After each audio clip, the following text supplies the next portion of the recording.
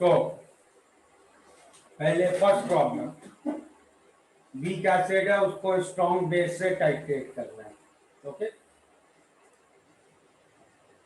जब 0 ml डाला है तब तो केवल वीक एसिड की प्रॉब्लम है ये, correct? Yes, sir. So how we will give H plus concentration of a weak acid? Root CK. 2 C और K की वैल्यूज रख के it will come 10⁻⁻3। तो नेगेटिव लॉग लेके pH कितना आ गया? 3। ठीक है, Yes, sir. ओके। अब 49 ml तक तो बेस लिमिटिंग रिएजेंट है, agreed? Yes, sir. Yes, sir. 49 ml तक के लिए if I write the reaction of acid and base,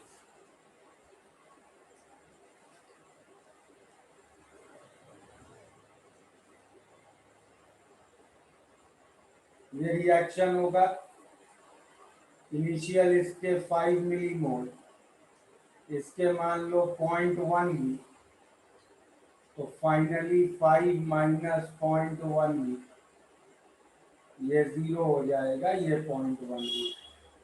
तो बफर की सिचुएशन बचेगी। तो पीएच क्या होगा बफर का? PK plus log of 0.1 V upon 5 minus 0.1। ये क्लियर है सबको?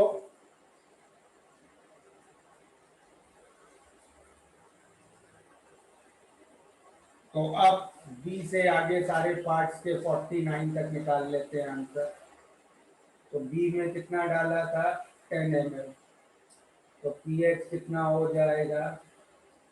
5 plus log of 1/4, that will be 4.4।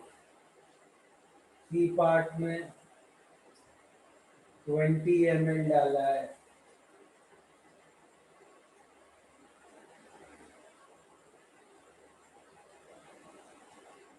सही है? Yes, sir. Yes, sir. Check करते चलो आंसर।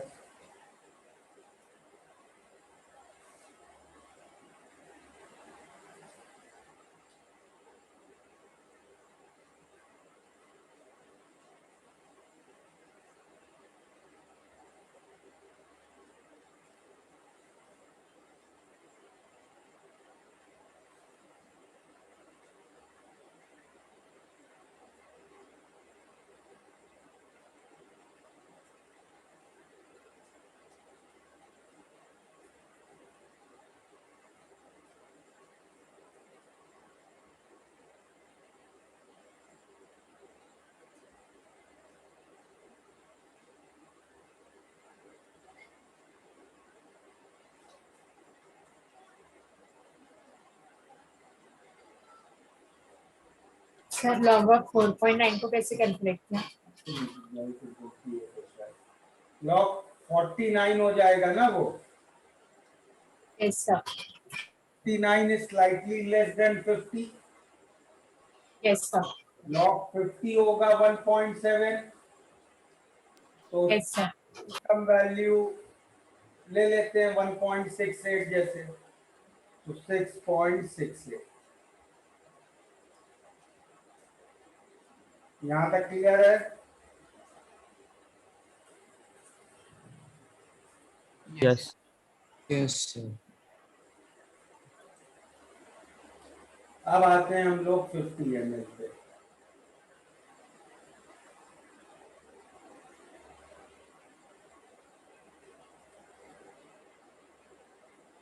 फिफ्टी ml पे इक्विवेलेंस पॉइंट आएगा। Yes, sir.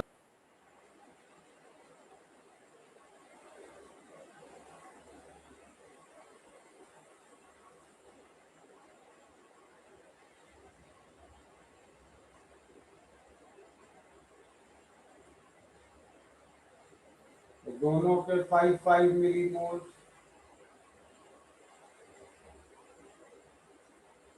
तो अब तो पीएच सॉल्ट हाइड्रोलिसिस से कैलकुलेट करना पड़ेगा।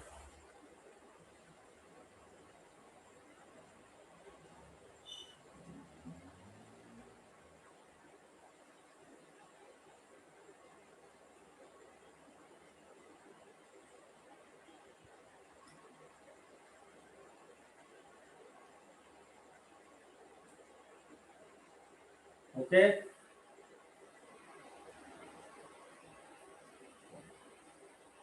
ठीक है। Yes, sir. Yes, sir. Yes, sir. फिर अगला था 51 ml। 51 ml पे बेस ज्यादा हो गया।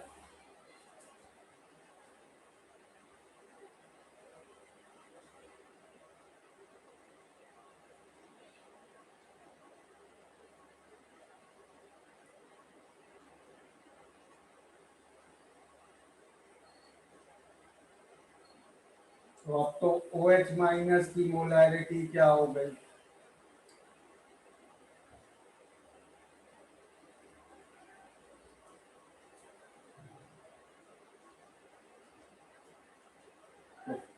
POH हो गया 3, पीएच हो गया 11। ठीक है।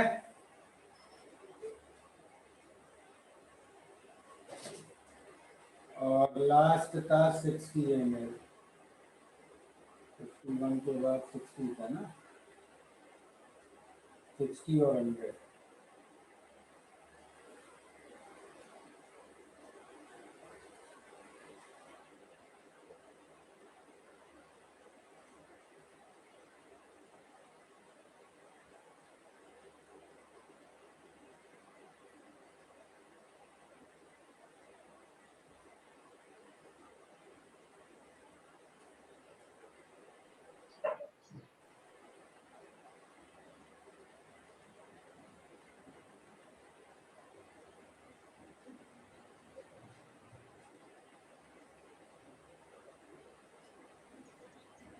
POH रखिए कितना हो गया? Hmm. ठीक है।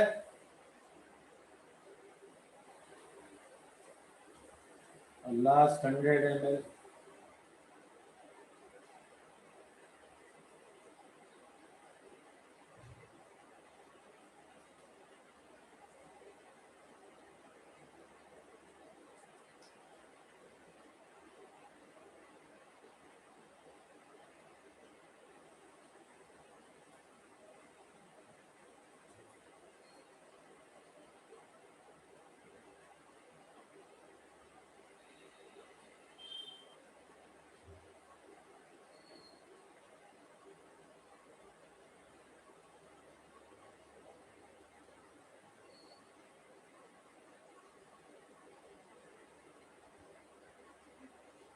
Okay,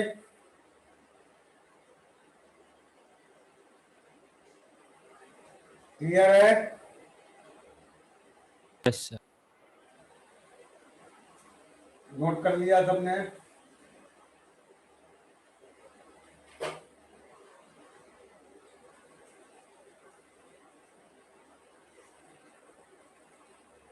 hello sir. बोलो। सर एक सेकंड के लिए प्लीज पे जाओ ना प्लीज।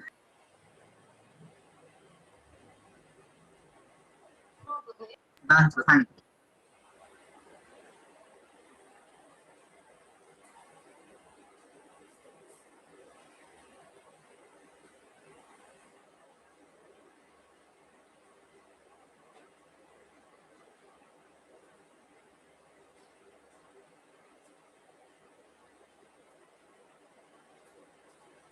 सेकंड प्रॉब्लम करते हैं।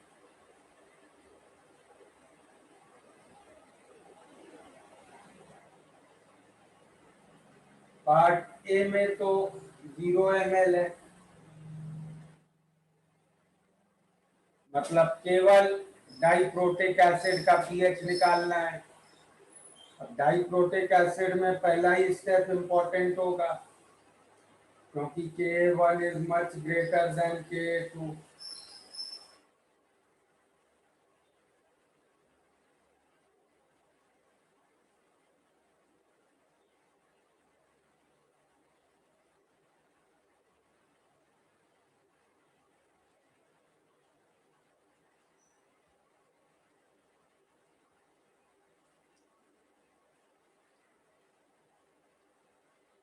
तो पहले स्टेप की ये इक्वेशन हो गई, अग्रीड?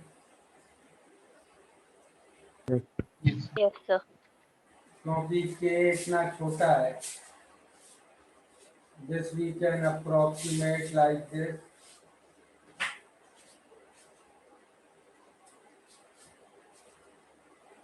That's 1 minute.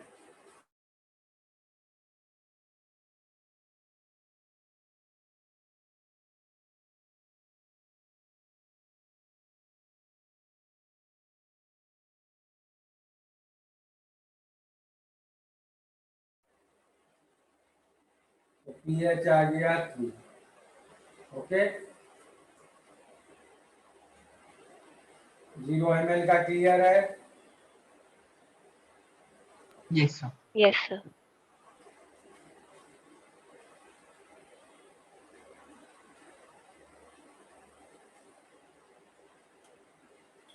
अब बेस डाला, तो बेस कैसे रिएक्ट करेगा H2H से?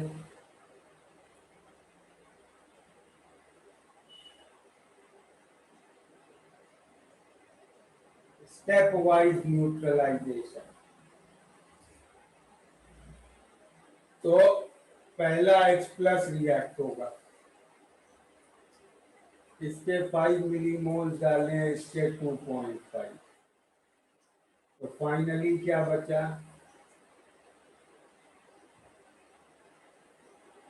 सही है, एक कॉन्जुगेट एसिड बेस पेयर बचा है, H2X और HX minus are a conjugate acid base pair, correct? Yes, sir. Yes, sir. तो कॉन्जुगेट एसिड बेस पेयर तो बफर होता है. Okay, Yes, sir. तो इस बफर का पीएच कैसे देंगे? इसमें एसिड है H2X, जो सर वो जो एच एक्स बनाए एच एक्स माइनस वो नहीं ऐड करेगा वो एच माइनस से. बेटा OH माइनस खत्म हो गया ना, यस सर. OH माइनस बचा होता तो रिएक्ट करता ना, OH माइनस तो खत्म हो गया, H2X से ही रिएक्ट करने में. ठीक है, यस सर.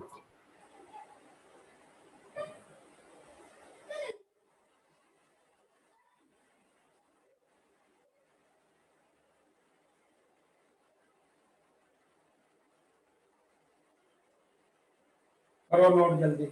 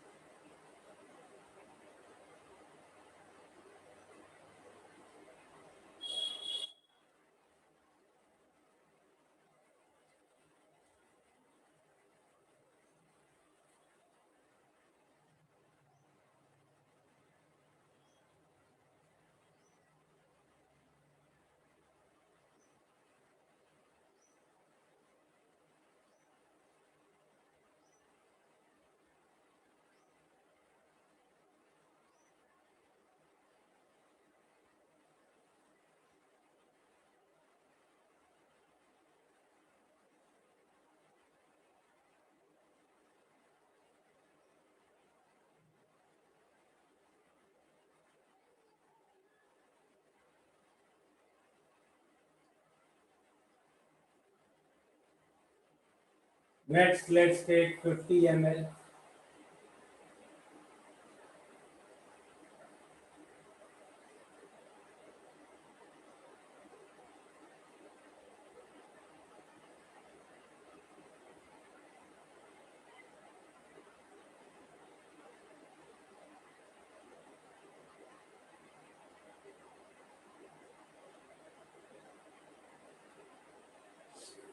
अब क्या बचा है finally? HX minus, which is the amphoteric ion. Yes. Amphoteric ion का पीएच कैसे देते हैं?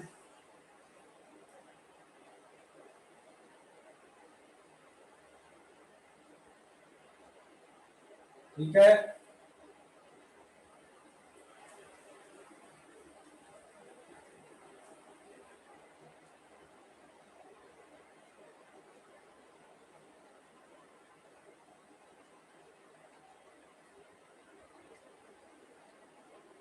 दिया गया ये Yes.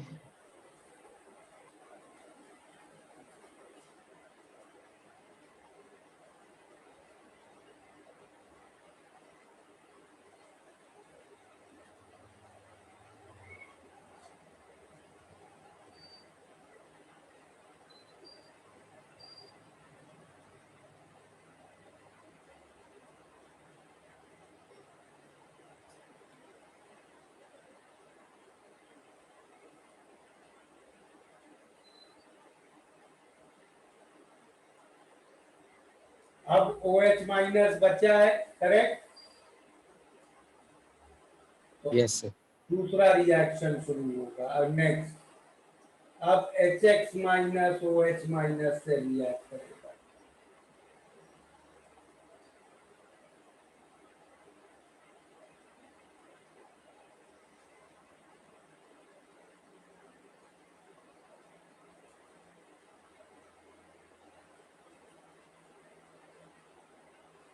सही है?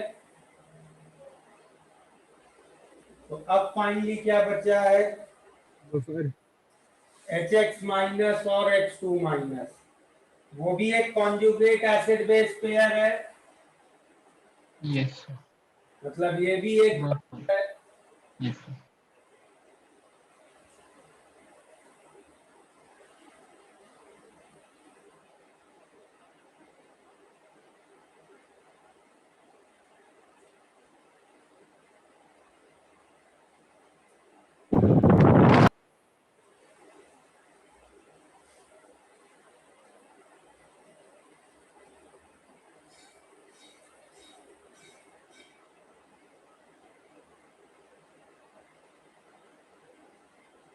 Correct,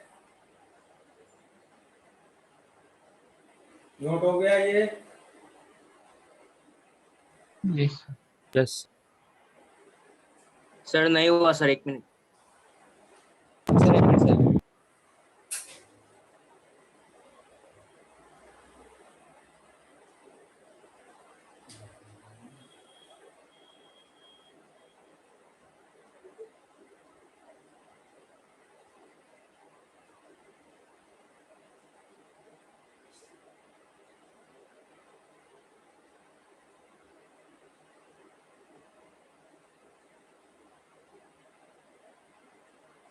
Done, sir.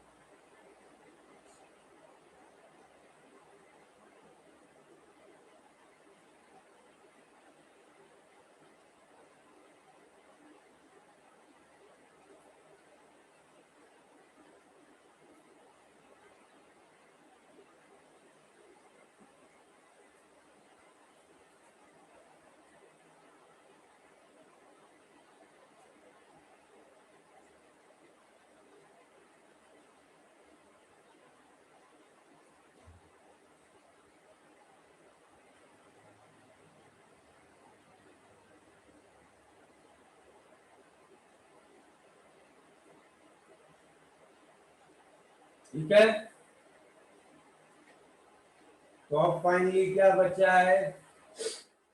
Amphoteric, sorry, non amphoteric ion वाला सॉल्ट, तो इसका पीएच क्या होगा?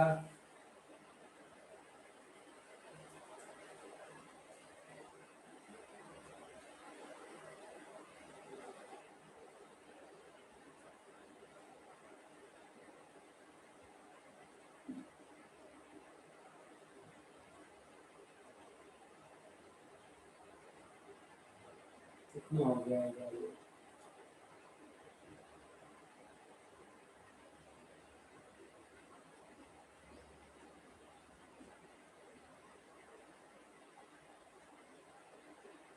ओके,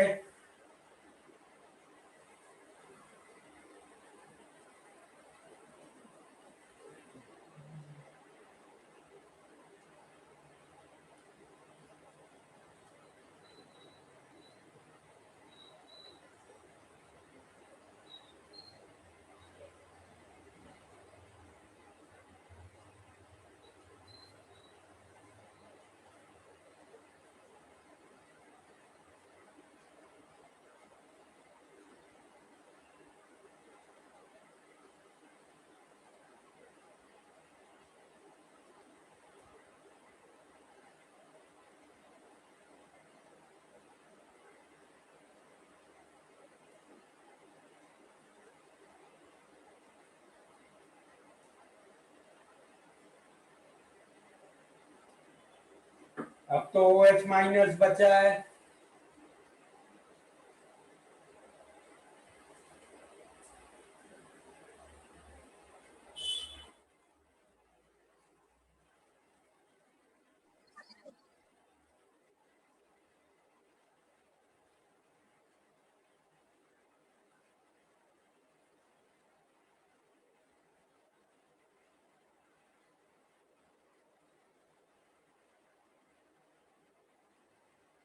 ये नोट करो।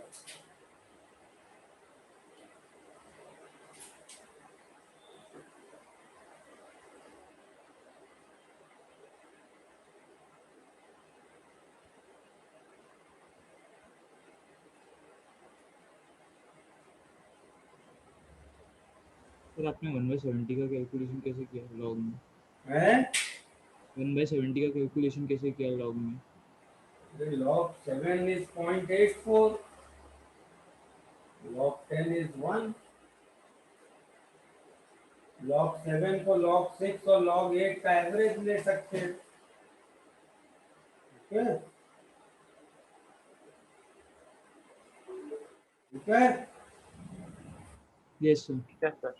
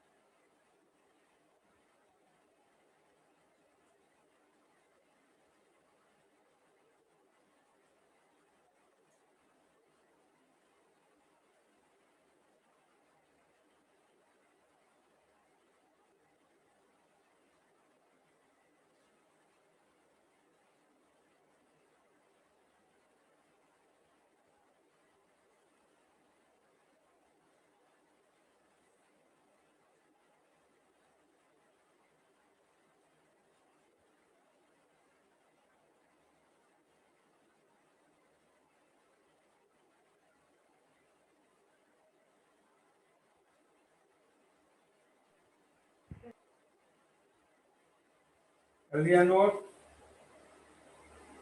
Yes, sir. अगला 150 है में भी बेस ज्यादा है।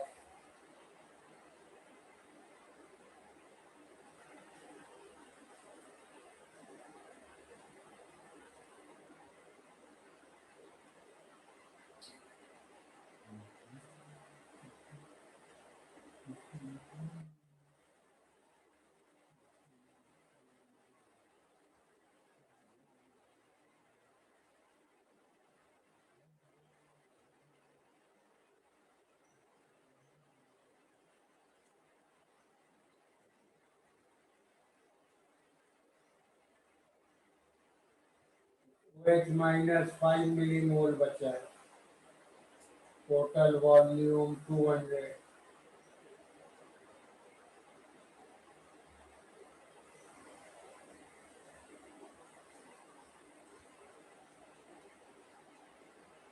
ठीक है, तो सारे पीएच कैलकुलेशन समझ में आए? Yes, sir. अब हम लोग इसी बेसिस पे अपना अगला सेक्शन शुरू करते हैं, that is titration curve. Okay, तो मान लो जो पहला प्रॉब्लम था अभी जो आज क्लास में किया, उसके लिए if I would ask you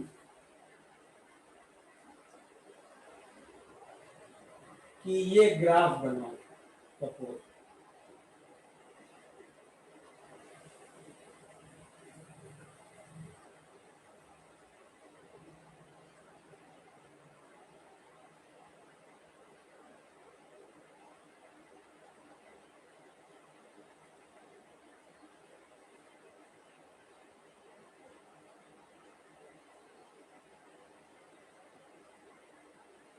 ये ग्राफ बनाना है।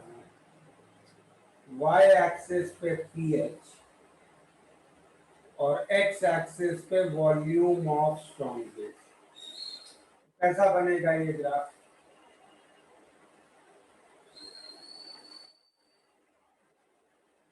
Can you tell me? Increasingly. Increasing होगा, और कुछ इंक्रीजिंग के अलावा और कुछ बता सकते हो?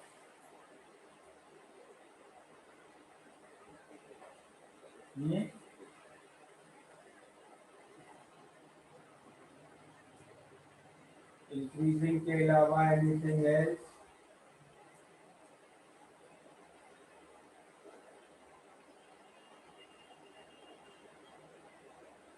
देखो अब ये वैल्यू जरा देखो, यहाँ 10 से 20 ml में कितना चेंज आ जाता है? 0.4 O2 का 10 ml में, करेक्ट? Yes sir. मतलब मैं कह सकता हूँ 0.042 पर ml, सही? Yes sir.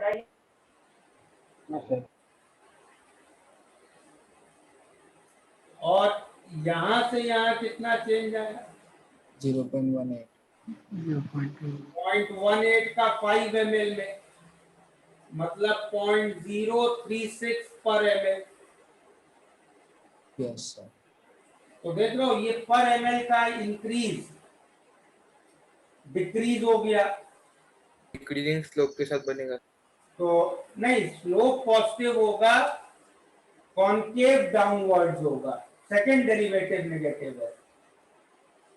ओके, सर पर वो वापस इंक्रीज भी तो कर रहा है।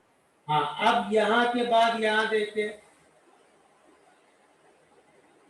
तो 0.6 ये हुआ 15 ml में, मतलब 0.04 पर ml। तो 25 ml के बाद पर ml इंक्रीज होने लग गया, मतलब 25 ml पे पॉइंट ऑफ इन्फ्लेक्शन है। तो ग्राफ यहां से मान लीजिए शुरू हुआ, 25 ml तक इसका कॉनकेव डाउनवर्ड रहेगा, ऐसा ग्राफ। 25 ml के बाद इसका कॉनकेव अप हो जाएगा, ऐसा ग्राफ। ठीक है, समझ में आया ये? Yes, sir. इतना क्लियर है? Yes sir. अब 49 के बाद देखो क्या हुआ।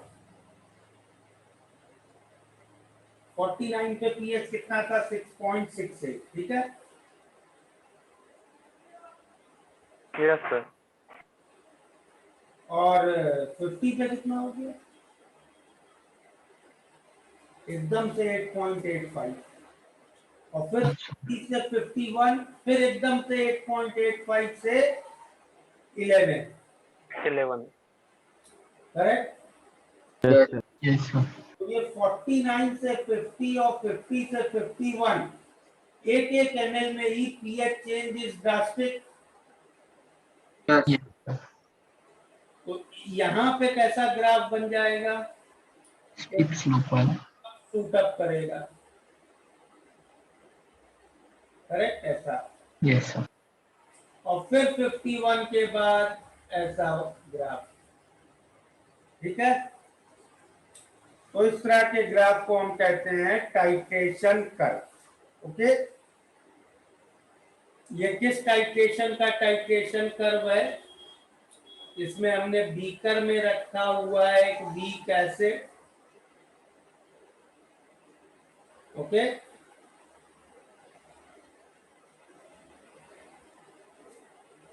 बीकर में है वीक एसिड और ब्यूरेट से हम डाल रहे हैं स्ट्रॉन्ग बेस। और इसमें इंपॉर्टेंट पॉइंट क्या क्या हमने देखे? एक तो भाई ये वाला पॉइंट 25 ml पे जो आया था, जहां पे पॉइंट ऑफ इन्फ्लेक्शन आया था, and 25 is half of 50, correct? Yes, sir. और 50 ml was equivalence point। तो इस 25 ml को we call as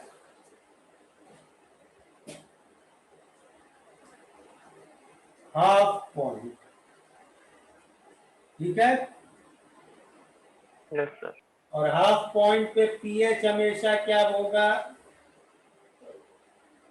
half point पे पीएच क्या होगा? यहाँ तो बफर बनेगा जिसमें सॉल्ट और बेस, सॉरी, एसिड और बेस बराबर होंगे, करेक्ट? Yes sir. तो यहाँ पे पीएच हमेशा कितना होगा? पीके, करेक्ट? और यहाँ पे होगा इक्विवेलेंस पॉइंट 50 ml पे।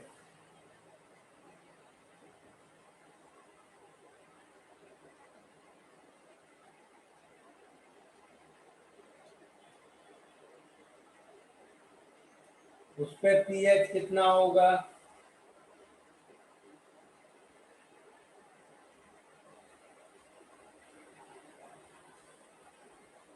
उस पे pH greater than 7. 7 plus half log C plus half पीके। ठीक है, समझ में आई इतनी बात? Yes, sir. Yes sir. और इसमें ये जो पॉइंट है, 1 ml पहले और 1 ml बाद में, इस पे पीएच रफली किस रेंज में आ जाएंगे? ये पॉइंट आफ्टर पीएच रफली 11 के आसपास आ जाएगा आपका, 10 से 11 के बीच कुछ आ जाएगा। ओके, हेलो सर, हाँ, तो अभी वही कर्व कंटिन्यू होते जाएगा क्या? कौन कर रहा? और जो नीचे था वही अभी कंटिन्यू होके ऊपर भी ऐसे ही हो जाएगा ना? नहीं समझ रहा हूँ मैं। सर मतलब ये अभी ऐसे कंटिन्यूस होते जाएगा ना? आगे कहाँ तक जाएगा ये कह रहे हो? ये लो, ये ग्राफ कह रहे हो आगे? हाँ सर। आगे तो ये 0.1, सॉरी, मतलब मैक्सिमम पीएच इस सोल्यूशन का कितना हो सकता है? 13। Yes sir. तो 13 पे असिम्प्टोटिकली अप्रोच करेगा ये। अच्छा हो। और 1 ml पहले कैसा कितना होगा पीएच? 1 ml पहले pH will be somewhere 8 to 9। 6 to 7 के बीच में होगा।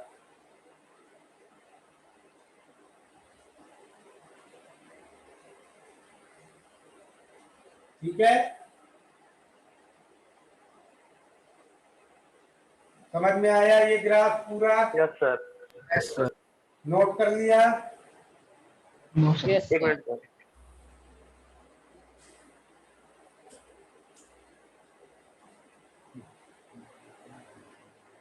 सर आपने बोला था कि पीएच 13 तक जा सकता है। भाई बहुत सारा बेस डाल दोगे तो फिर तो ये हम कहेंगे बेस का ही पीएच कैलकुलेट कर लो। तो 0.1 मोलर NaOH का पीएच क्या होगा? 30। Yes sir. सर 50 पे तो pH 8.85 आ रहा है। हाँ, तो 8.85 इसी फॉर्मूले से आया था ना। हाँ हाँ यस। उनको जंगल बना रहे हैं तो फॉर्मूला लिख दिया हमने।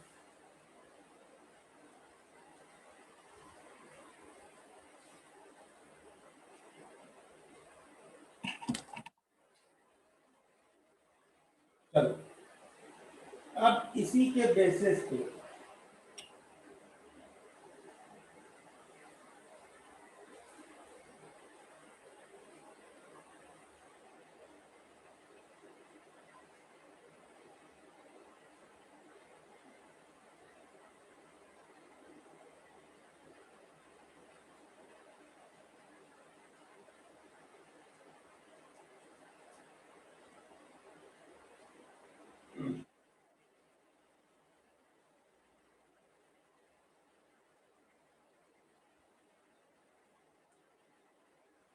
कैन यू टेल मी, अगर हम ये टाइट्रेशन करें कि बीकर में स्ट्रॉन्ग बेस लिया हुआ है, सॉरी वीक बेस लिया हुआ है,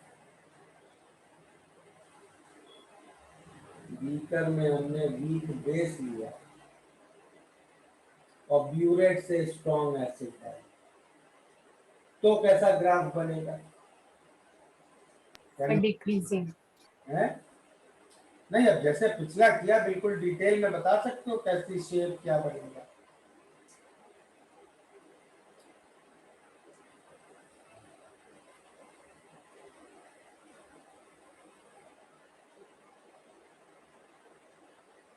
तो अब ग्राफ बिल्कुल उसी, भाई अब ऐसा ऑपोजिट हो जाएगा उसका, मिरर इमेज टाइप। सुनो, तो ऐसा ग्राफ POH का बनेगा, ठीक है? तो पीएच का ग्राफ कैसा हो जाएगा करस्पॉन्डिंग?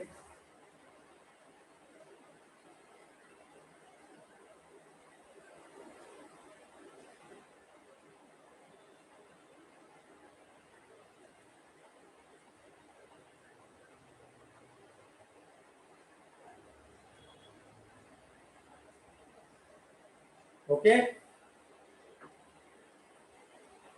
और सेम इसमें हाफ पॉइंट,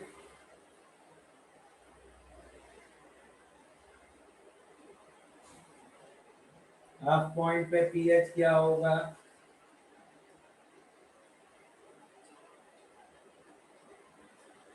-14 pKb, और इक्विवेलेंस पॉइंट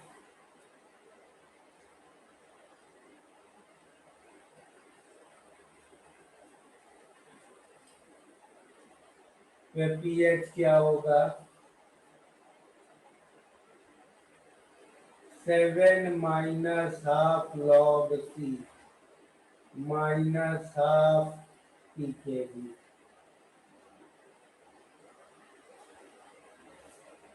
इसमें एक ड्रॉप पहले और एक ड्रॉप बाद, एक ड्रॉप पहले पीएच रफली 7 to 8 के बीच रहेगा,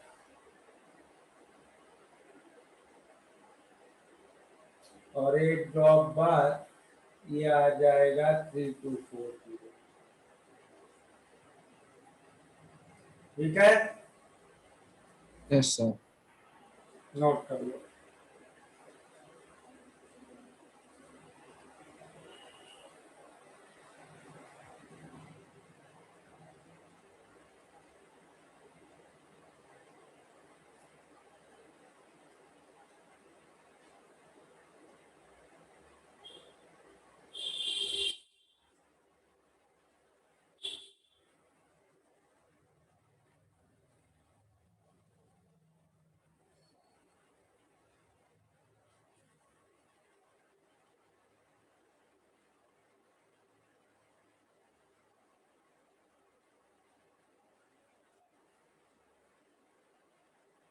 हो गया नोट? एक मिनट।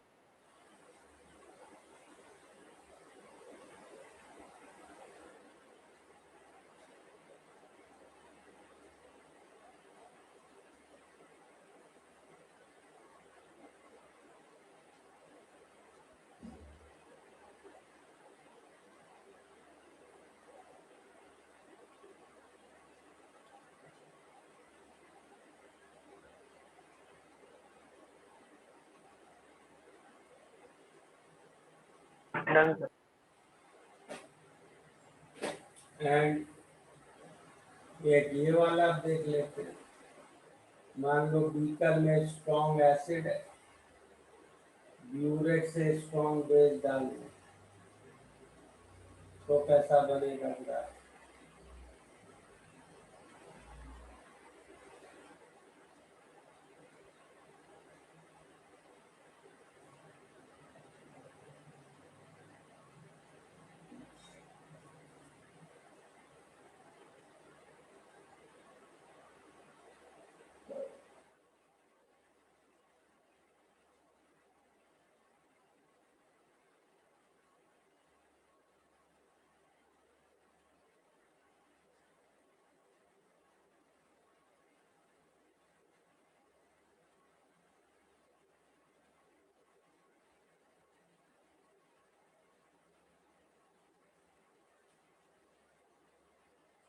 अब तो बफर बनेगा नहीं इक्विवेलेंस पॉइंट से पहले, correct? Yes sir. Yes, sir. तो अब वो पॉइंट ऑफ इन्फ्लेक्शन या कर्व नहीं आएगा। ओके, तो अब ग्राफ कैसा बनेगा? इक्विवेलेंस पॉइंट से पहले ऐसा, फिर सडन राइट और फिर बाद में। अब हाफ पॉइंट का कोई सिग्निफिकेंस नहीं रह जाएगा। इक्विवेलेंस पॉइंट पे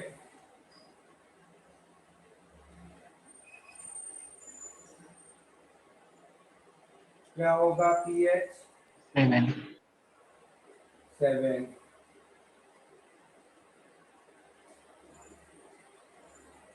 okay, one drop after pH will be roughly 10 to 11. Okay, and one drop before roughly 3 to 4. Note कर लो ये।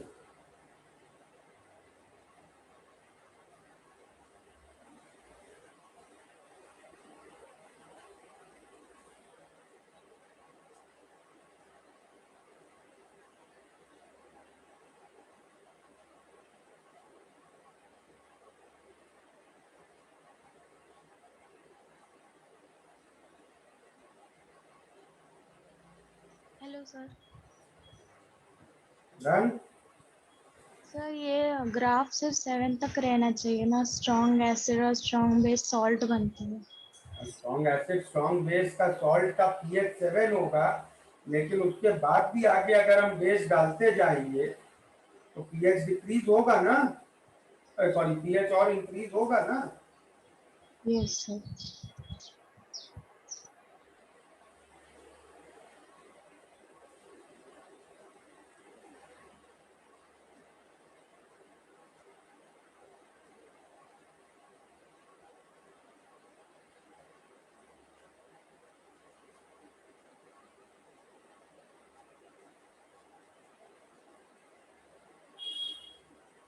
Sir, बोलो। sir, हमने जो डायबेसिक एसिड का किया था, वो भी बना रहे हैं कुछ लोग। नहीं सर वो नहीं, ग्राफ नहीं, तो उसमें हमने मतलब 150 ml तक लिया था। अगर ऐसा 250 300 ml लेंगे तो पीएच 14 को एक्सीड नहीं करेगा? नहीं, कर ही नहीं सकता। ओके, मतलब कैलकुलेशन से भी नहीं होगा ना? नहीं, क्योंकि मैक्सिमम भाई, तो अगर बेस भी हो जाएगा तो 0.1 मोलर बेस ही है ना आपके पास। हाँ सर।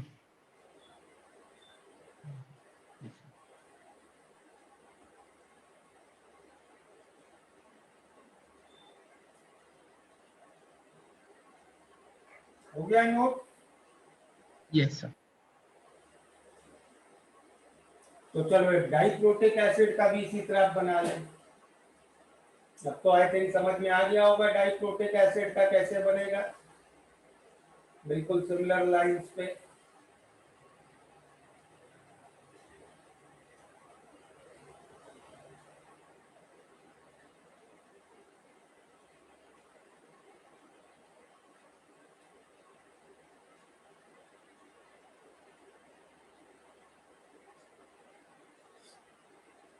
कैसे बनेगा?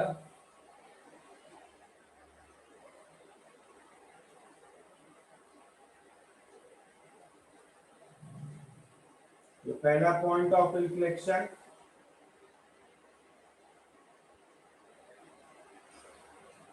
तो पहला इक्विवेलेंस पॉइंट में थोड़ा राइज, तो दूसरा पॉइंट ऑफ इन्फ्लेक्शन, तो दूसरा राइज, करेक्ट। तो इसमें इंपॉर्टेंट पॉइंट्स क्या क्या हैं? ये दोनों पॉइंट ऑफ इन्फ्लेक्शन जहाँ कॉन्केविटी बदलती है, ठीक है। This is the first half point, this is the second half point.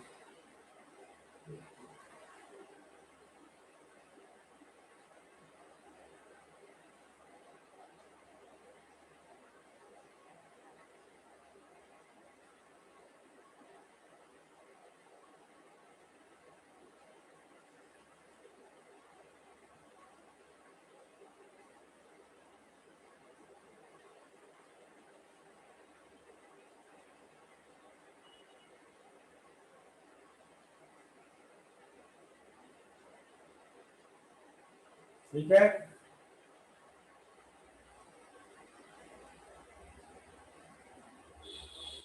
First half point पे पीएच क्या होगा? PKA1। सेकेंड हाफ पॉइंट पे पीएच क्या होगा? PKA2। Okay,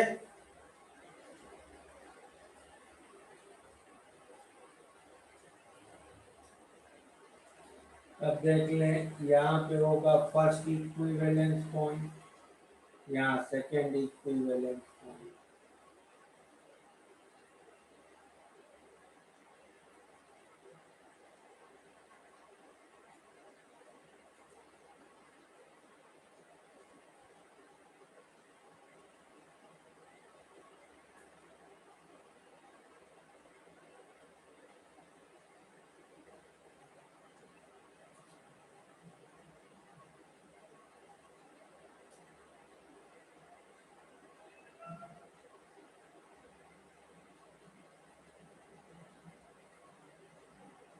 first equivalence point पे क्या एम्फोटेरिक आयन बचता था, correct. Yes sir.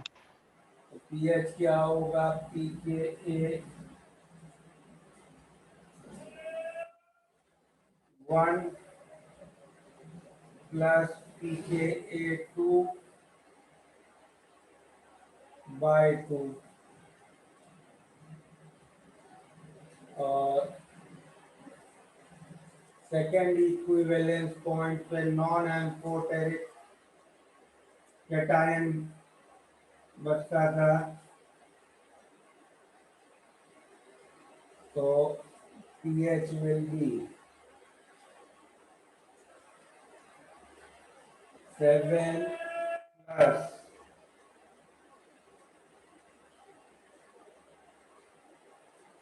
half log C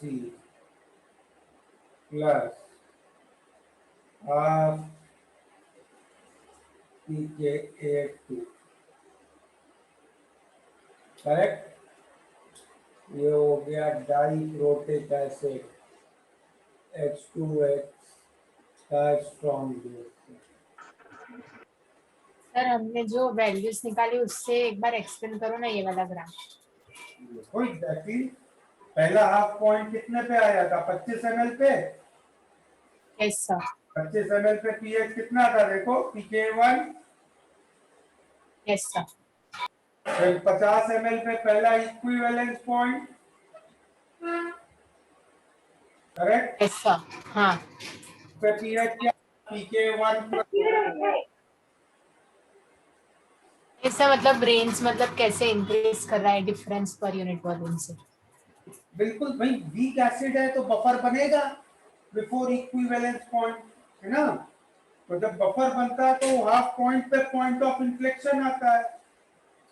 अगर तुम्हें उस तरह करना है तो फिर उसमें और वैल्यूज निकालनी पड़ेंगी 20 पे, 40 पे, 60 पे, इस तरह और भी वैल्यूज हम लोगों को निकालनी पड़ेंगी। ठीक है, यस सर। तो यहां तक नोट कर लिया सबने?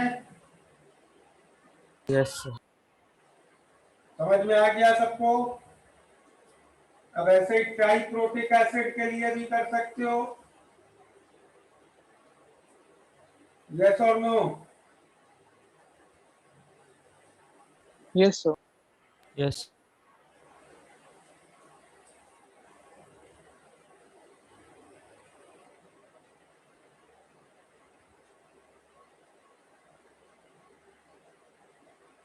चलो, अच्छा, बुकलेट के सारे प्रॉब्लम्स कंप्लीट हैं, एसबीओ एफबीएस टाइट्रेशन तक।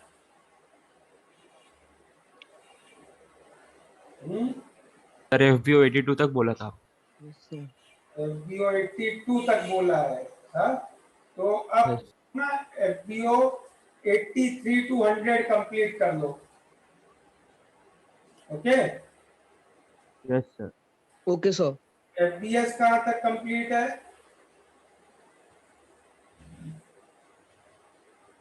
एफबीएस 54 तक है पूरा कंप्लीट। Yes sir. सर वो इंडिकेटर्स वाला सेक्शन बाकी है एफबीएस में। क्या बोल लो? सर एफबीएस में इंडिकेटर्स वाला पार्ट बचा है बस एफबीएस में। इंडिकेटर वाले 3 प्रॉब्लम्स ना? हाँ सर वो। हाँ, वो तो करेंगे, नेक्स्ट क्लास करेंगे indicator. Okay,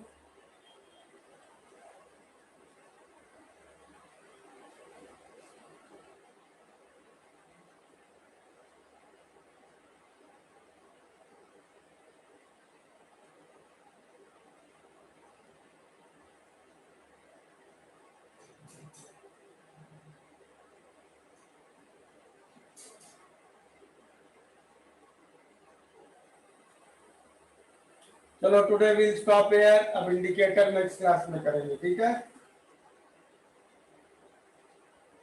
thank you sir, bye sir. Bye.